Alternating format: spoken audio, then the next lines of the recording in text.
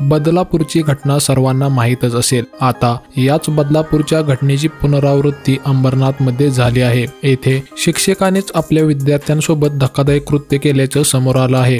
यामुळे सर्वत्र संताप व्यक्त होत आहे।